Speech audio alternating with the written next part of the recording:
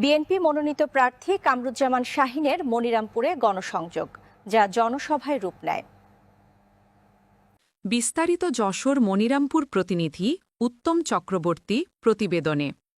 যশোরের মনিরামপুরে বিএনপির মনোনয়ন প্রত্যাশী মোহাম্মদ কামরুজ্জামান শাহীনের গণসংযোগে উপচে পড়া জনসমাগম।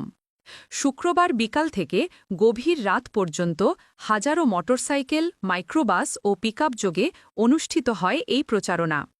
মনিরামপুর উপজেলা বিএনপির কার্যনির্বাহী সদস্য ও চালুয়াহাটি ইউনিয়ন বিএনপির সভাপতি কামরুজ্জামান শাহীন নির্বাচনী এলাকার বাজারে বাজারে ঘুরে ব্যবসায়ী ও সাধারণ মানুষের খোঁজখবর নেন।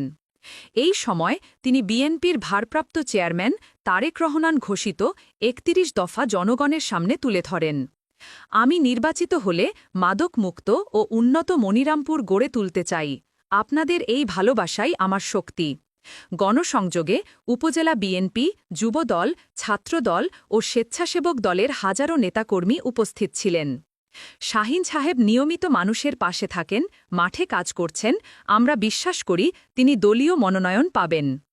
দিনব্যাপী গণসংযোগ শেষে সকলের সহযোগিতা ও দোয়া কামনা করেন বিএনপির মনোনয়ন প্রত্যাশী মোহাম্মদ কামরুজ্জামান শাহীন। অসংখ্য ধন্যবাদ জানাই যারা আজকে এই ধানের শীষ প্রতীকের প্রচার অভিযানে আমরা আছি, সবাই একসাথে সুন্দরভাবে কাজ করব। বন্ধুগণ, আমি আমার পরিচয়টা দিয়ে নিই।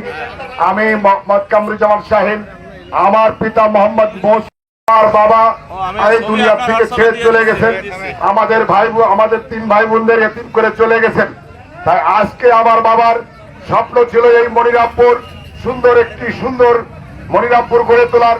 সেই প্রতিজ্ঞায় আমার বাবা, যেহেতু আল্লাহ সে সময় দেয় নাই বিদায়, আজকে আমরা আপনাদের কথার্থে আপনাদের সাথে আমরা সামিল হয়েছি।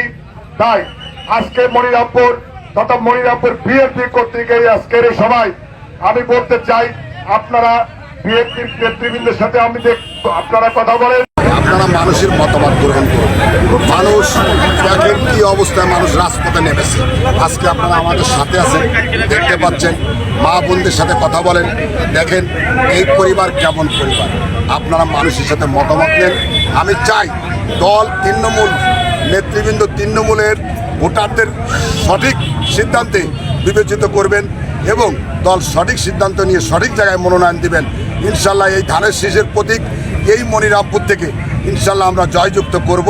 এবং আমার নেতৃবৃন্দ আছেন আমার সাথে, উপজেলা বিএনপি নেতৃবৃন্দ, ছাত্রদলের নেতৃবৃন্দ, যুবদলের নেতৃবৃন্দ। আমরা যেহেতু মনিরামপুরে স্বেচ্ছাসেবক দল, মহিলা দল, কৃষক দল সবাই অবস্থিত এখানে আমাদের সাথে আছে।